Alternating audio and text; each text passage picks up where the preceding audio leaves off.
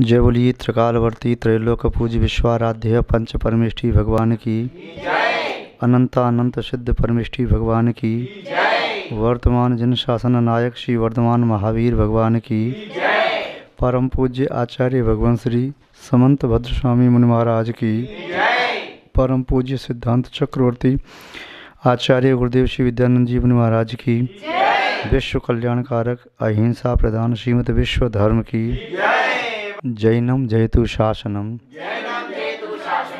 विश्व कल्याणकारकम। धर्म स्नेही सत श्रद्धालु, यहाँ पर उपस्थित आप सभी भव्यवर पुंडरीक पुण्यात्मा महानुभाव, रत्न कर्णक श्रावकाचार की वाचना में सम्यक्त्व के अंगों की चर्चा चल रही है।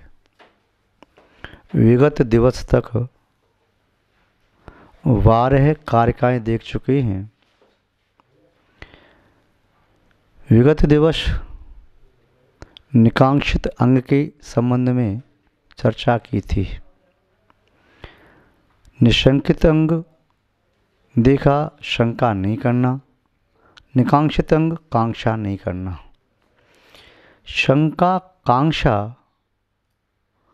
तब होती है जब कहीं श्रद्धा में कमी होती है। जब श्रद्धा सुदृढ़ होती है तो फिर न शंका करने की आवश्यकता न कोई कांक्षा करने की आवश्यकता। स्वयं पर पूरा विश्वास हो और जब व्यक्ति ये कहे कि मुझे अपने हिस्से की, अपनी नियति की, अपने भाग्य की, अपने पुरुषार्थ की ही वस्तु चाहिए, अपना ही फल चाहिए, पर नहीं चाहिए, और जो मुझे चाहिए वो मेरे पास है, उसे मैं ही प्रकट करूँगा, तो फिर बाहर वाले व्यक्ति से मांगने की आवश्यकता कहाँ रही। मेरी वस्तु को कभी भी कोई छीन नहीं सकता, तीनों लोकों में, तीनों कालों में, और मुझे कभी पर का स्वभाव मिल नहीं सकता। मेरा स्वभाव ही मेरा रहेगा, तो मुझे शंका क्यों? कौन मेरा क्या छीन सकता है? किससे डर, किसकी शंका? अपने स्वभाव के प्रति निशंक बनो। जो आत्मा का स्वभाव है, चेतना लक्षणों जीवा, अथवा जीव का लक्षण उपयोगो लक्षणम, इसे क्या कोई नष्ट कर सकता है? या जीव के अन्य स्वभाव हैं, उसे क्या कोई शाश्वत काल के लिए छीन सकता है? नहीं।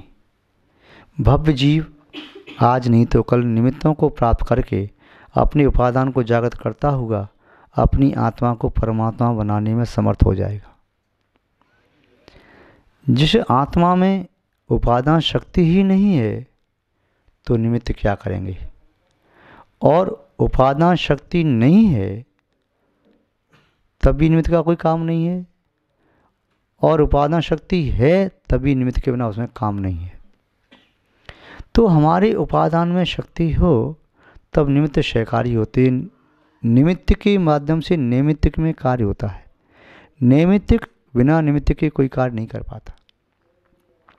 तो देखा आपने कि कांक्षा नहीं करना, उसकी भी क्या कांक्षा करना जो नष्ट हो जाए, उसकी भी क्या कांक्षा करना करें जो सुख के स्थान पर दुख देने लगे, उसकी भी क्या कांक्षा करना जो दुख का बीज है, उसकी भी क्या कांक्षा करना जिस पर किसी और का अधिकार है, उसकी भी क्या कांक्षा करना जो मेरे लिए घातक है। क्या करना कांक्षा? नहीं। संसार के ये परमाणु भौतिक पदार्थ जिनको मैंने अनेक बार अपना शरीर बनाया, वे परमाणु पुनः बिखर गए, पुनः बार बार उन्हें मैं शरीर बना रहा हूँ। जैसे पूर्व भव में जिस तलवार से आपके शरीर का घात हुआ, उसके परमाणु बिखर करके आज आपका शरीर बन गए। उन्हीं परमाणु से पहले आप द्वेष करते थे, आज राग कर रहे हो। जिन परमाणुओं से जहर बना था, आप खा के मरे थे, वे परमाणु आज आपके लिए औषधि रूप काम कर रहे हैं, आज उसे राग कर रहे। तो ये पुद्गल के सभी परमाणुओं को अनेक बार भोग लिया। अब इनमें आकांक्षा कैसी? अपने स्वभाव को प्राप्त करने का पुरुषार्थ करना है। जो स्वभाव को प्राप्त करने का इच्छुक होता है उसे कांक्षा करने की आवश्यकता नहीं होती। तृतीय अंग के संबंध में चर्चा करें, कारिका नंबर 13 इसे पढ़ें, जिसमें आचार्य महोदय बताना चाह रहे हैं कि गिलानी नहीं करना। इसके साथ साथ ये भी कह रहे हैं कि राग नहीं करना। संसार में व्यक्ति किसी से या तो द्वेष करता है या राग करता है, तो गिलानी नहीं करना। और जो आपके मन भर गई तो उसे राग भी नहीं करना। आचार्य महोदय के शब्दों में इस निर्विचिकित्सा अंग का स्वरूप देखें, किस प्रकार लिखते हैं। स्वभावतो सुचौकाई रत्नत्रय पवित्रते निर्जुगुप्सा गुणप्रीतिर मता निर्विचिकित्सता। स्वभावतो स्वभाव से, असुचौ असुचि अपवित्र, काय इस शरीर में, अपवित्र में शरीर में, इस अपवित्र शरीर में, यह शरीर स्वभाव से अपवित्र है, ऐसे इस अपवित्र शरीर में क्या? निर्जुगुप्सा, इस शरीर में सहज ही गिलानी हो सकती है, क्योंकि गंदगी का स्थान है। ये शरीर गंदगी से पैदा हुआ है। गर्भज शरीर जो होता है वह माता पिता के रजवीर आदि के मिलने से उसका निर्माण होता है। वह भी मलिन वस्तु है। जिसका बीज मलिन है तो वह वृक्ष भी मलिन होगा। जिसका बीज कड़वा है तो वृक्ष के फल भी कड़वे आएंगे। जैसे मिट्टी से बने बर्तन मिट्टी के ही होंगे, सोने से बने बर्तन सोने के होंगे, लोहे के बने बर्तन लोहे के होंगे। तो जो उपादान कारण था शरीर बनाने में, तो वह धातु उपधातु वह मलिन है, उसे देख के गिलानी आती है। तो ऐसे गिलानी युक्त पदार्थ से जिसका बीज रूप निर्माण हुआ, शरीर का प्रारंभ हुआ माँ के गर्भ में, और इसमें जो भरा हुआ है वह भी शब्द धातु धातु मल मूत्र आदि भरे हैं। इतना ही नहीं, यह शरीर जो ही अच्छे पदार्थों का सेवन करता है तो वो सेवन करके भी वे मलिन हो जाते हैं। और इससे जो झर रहा है, मल द्वारों से गंदगी झर रही है, चाहे रोम छिद्रों से पसीना निकलता है, चाहे अन्य मल द्वारों से आँख, नाक, कान, मुख और शिशन और गुदा, ये मल द्वार हैं। इनमें से कोई भी मल द्वार ऐसा नहीं है जिस मल द्वार से कोई अच्छा स्राव होता हो। सब मलिन है। मल से पैदा हुआ, मल का बना हुआ है, मल ही झर रहा है, मल की ही वृद्धि हो रही है। लोग सोचते हैं मैं अब तो मोटा तगड़ा हो गया। क्या मोटा तगड़ा हो गया? मल बढ़ा लिया, पेट में मल बढ़ गया, शरीर में रक्त बढ़ गया होगा, या हड्डी थोड़ी मोटी हो गई होगी, या मांस मैदा बढ़ गया। क्या चीज़ है? तुम्हारी आत्मा थोड़ी हो गई है। ये मल है, मल की पिटारी है। तो ऐसे मल की पिटारी रूप शरीर में ये तो स्वभाव से अशुद्ध है, अपवित्र है।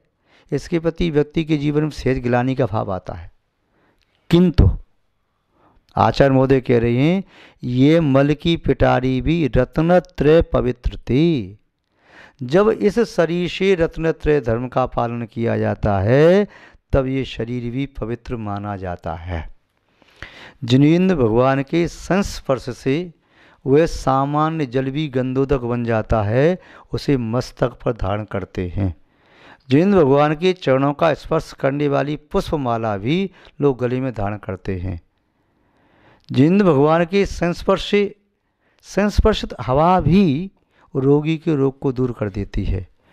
मुनि महाराज तपस्या कर रहे हैं, मुनि महाराज से संस्पर्श करती हुई हवा रोगी को लग जाए तो रिद्धिधारी मुनि की हवा भी रोग को दूर कर देती है। उनके दर्शन भी मिथ्यात्व का अपहरण करने वाले होते हैं, उनके वचन भी अज्ञान को त्रोहित करने वाले होते हैं, सम्यक ज्ञान की ज्योति को प्रकट करने वाले होते हैं। तो रत्नत्रय पवित्रते, ये रत्नत्रय से पवित्र हो जाता है। यह शरीर का स्वभाव है, उसे तो चेंज कर नहीं सकते, किंतु शरीर का प्रमोशन कर लिया, शरीर की प्रकृति को डाइवर्ट कर दिया। जो अपवित्र था, पाप में लिप्त था, अब जब ये धर्म की मूर्ति बन गया तो वह शरीर, तीर्थंकर भगवान का शरीर केवली भगवान का परम औदार्य हो जाता है धर्म के प्रभाव से। धर्म के प्रभाव से तीर्थंकर के शरीर में विद्यमान रक्त भी श्वेत वर्ण का होता है। तो ये स्वभाव जिसका जैसा है, नीम का स्वभाव जैसे कड़वा, मिर्ची का चरपरा, चंदन का स्वभाव सुगंध देना है, चाहे रगड़ो, चाहे काटो, चाहे जलाओ, उसका स्वभाव वैसा है। प्याज का स्वभाव प्याज की गंध, हींग के स्वभाव में हींग की गंध, कपूर में कपूर की गंध, सबका अलग अलग। जल का स्वभाव शीतल, अग्नि का उष्ण, इच्छु का मिष्ट, घृत का स्वभाव चिकनापन है, सूर्य का प्रभाव उष्ण ताप देना, प्रकाश देना, चंद्रमा का स्वभाव शीतल चांदनी देना, सबके स्वभाव अलग अलग है। तो शरीर का भी स्वभाव है, तो जिसके पास जैसा स्वभाव वैसा देता है। तो शरीर में आसक्त हो गए तो शरीर मलिन है, अशुचि है, तो शरीर में आसक्त व्यक्ति का मन भी अपवित्र और अशुचि हो गया। किंतु ये शरीर ऐसी आत्मा को धारण कर रहा है जिस आत्मा ने अपने अंदर रत्नत्रय को प्रकट कर लिया है, तो रत्नत्रय की आभा से शरीर भी पवित्र हो जाता है। जैसे घातिया कर्मों से रहित आत्मा जिस शरीर में वास करती है, वह शरीर भी परम औदार्य हो जाता है। तो आचार्य महोदय कह रहे, स्वभाव तो असुचो का, यह शरीर स्वभाव से अपवित्र जरूर है, किंतु रत्नत्रय के संस्कार देने से पवित्र हो जाता है। जैसे शमशान को भी पुष्प वाटिका बनाया जा सकता है। शमशान भयंकर था, पुष्प वाटिका बनते ही अच्छा हो गया। किसी व्यक्ति ने आकृति बनाई, बड़ी विचित्र विद्रूप आकृति, भयंकर सी लग रही थी, जब उसमें काला काला सा लगा था, अब उसको कालिमा को अलग करके अच्छे अच्छे रंग बिरंगों से उसे सजा दिया तो बड़ा सुंदर लगने लगा। तो ऐसे ही इस शरीर को सजा दिया, आत्मा इसमें पवित्र आ गई। तो आचार्य महोदय कह रहे हैं, जब ये रत्नत्रय से पवित्र हो जाए तो ऐसे मुनि महाराज का शरीर यदि पसीना बह रहा है, शरीर में गंदगी लगी है, इस पर मल जमा हुआ है, तो निर्जुगुप्सा उनके शरीर से गिलानी नहीं करना। धर्मात्मा के शरीर से गिलानी नहीं करना, धर्मात्मा की आत्मा को देखना, आत्मा को देख कर उनमें प्रीति करना। तो धर्मात्मा की आत्मा ऐसे दिखती नहीं है, शरीर माध्यम है, वो शरीर में विद्यमान आत्मा है। तो आत्मा के गुणों में रुचि प्रीति करते हुए उन धर्मात्मा के शरीर के प्रति भी विनय भाव रखना, उनकी भी भक्ति करना, उनकी भी सेवा करना, उनकी भी वंदना करना, उनको भी नमस्कार करना, गिलानी नहीं करना। क्यों? धर्मात्मा से गिलानी करना धर्म से ही गिलानी करना होता है, और जो धर्म से गिलानी करेगा तो धर्म को प्राप्त कैसे करेगा? तो गुण प्रीतिर, गुणों में प्रीति करना, गुणों में प्रीति करोगे तो निर्विजिक्षा अंग का पालन होगा, फिर गिलानी शरीर से नहीं होगी। तो उसे निर्विजिक्षा अंग कहा। महानुभाव देखो, शरीर से हम यदि चाहें कि शरीर हमें सुख दे दे, शरीर सुख नहीं देगा। शरीर को भोगो तो सुख नहीं मिलेगा, शरीर से भोगो तो सुख नहीं मिलेगा। सुख तो आत्मा का गुण है, आत्मा से भोगो, आत्मा में भोगो तो सुख मिलेगा। शरीर पुद्गलों को भोग सकता है, पुद्गल में सुख नाम का गुण नहीं है। पुद्गल में तो स्पर्श रस गंध वर्ण ये गुण हैं। पुद्गल में सुख नहीं, पुद्गल में ज्ञान नहीं, पुद्गल में दर्शन नहीं, पुद्गल में चेतना नहीं, पुद्गल में चेतना की शक्ति नहीं, पुद्गल में पुद्गल की शक्ति है। नहीं शशक विषाणम कोप कश्मी ददाती, जिसके पास जो नहीं है वो कहाँ से देगा? खरगोश के पास सींग नहीं होते तो कहाँ से दे सकता है? ऐसी शरीर के पास आत्मा का सुख नहीं है तो शरीर कहाँ से देगा? किंतु आत्मा में आत्मा के गुण प्रकट होंगे तो शरीर भी पूज्यता को प्राप्त होता है। जैसे भगवान जहाँ विराजमान हो जाएं तो उनका सिंहासन भी पूजने के योग्य होता है, पूजा को प्राप्त होता है। भगवान के सिंहासन की पाद पीठ की पूजा करते, वेदी की भी पूजा करते, प्रतिष्ठा करते, मंदिर की भी पूजा प्रतिष्ठा करते हैं। मुनि महाराज, आचार्य महाराज जिस सिंहासन विराजमान होते हैं, वे वहाँ से खड़े होकर के विहार कर गए। लोग सिंहासन को स्पर्श करते हैं, सिंहासन की धूली माथे से लगाते हैं। कई व्यक्ति सिंहासन पर कपड़ा फेर के ले जाते हैं, तो ये कपड़ा हमारा पवित्र हो गया, भगवान की अंगूठी ऐसी हो गई, उस कपड़े से विशुद्धि बढ़ेगी। आनंद आता है, छूते ही आनंद आता है, क्योंकि विशुद्ध वर्गणाएँ हैं। जैसे विशुद्ध वर्गणाएँ सिद्ध क्षेत्रों पर रहती हैं, सिद्ध क्षेत्रों पर सिद्ध परमिष्टि आज नहीं हुए, वहाँ से बहुत पहले सिद्ध हो गए, किंतु वे वर्गणाएँ आज भी वहाँ पर विद्यमान हैं। ऐसे ही पवित्र आत्मा, रत्नत्रय से सहित आत्मा कहीं भी है, वह गिलानी के योग्य कभी भी, किसी भी काल में, किसी भी क्षेत्र में, किसी भी अवस्था में नहीं है। रत्नत्रय आत्मा में है तो वह आत्मा, वह शरीर किसी भी अवस्था में, किसी भी क्षेत्र में, किसी भी काल में गिलानी के योग, तिरस्कार के योग नहीं है। यहाँ तक कि उस शरीर का, किन्हीं मुनि महाराज का आपने स्मरण किया तो मुनि महाराज की आत्मा तो दिख नहीं रही, उन शरीर सहित का स्मरण किया आपने, उन मुनि महाराज का, आचार्य महाराज का, उपाध्याय महाराज का, आपने परमेष्ठी का स्मरण किया। स्मरण करने मात्र से भी आपको 7 से पुण्य का बंध होगा। परोक्ष में नमस्कार करने से भी पाप का क्षय होता है, पुण्य का बंध होता है। महान भाव, तो परमेष्ठी निस्संदेह कहीं भी गिलानी के योग्य नहीं। तो फिर आर्का माता से गिलानी कर लें, अलग छुलगी से करने भी तो परमेष्ठी नहीं है, या त्यागवृत्ति से करें नहीं, उनके अंदर भी धर्म का अंश है। संपूर्ण रत्नत्रय नहीं है, फिर सम्यक दर्शन है, सम्यक ज्ञान है और सम्यक चार्थ भी अंश रूप में है, तो वह भी गिलानी के योग्य नहीं। गुण का इच्छुक कभी गुणों की उपेक्षा नहीं करता, अपमान तिरस्कार नहीं करता। तो गुणों में दृष्टि रख करके, गुणों में प्रीति करके निज संग का पालन करना चाहिए। जिस प्रकार रेवती रानी ने, उद्यान राजा ने, रेवती रानी तो अमूढ़ दृष्टि में, उद्यान राजा ने जिस प्रकार अमूढ़ दृष्टि अंग का पालन किया, आगे बताएंगे, तो वैसे आप भी पालन करें, अपने सम्मत को नवल बनाएं। अब समय पर्याप्त हुआ, आज बस इतना ही। जय बोलिए श्री शांतनाथ भगवान की।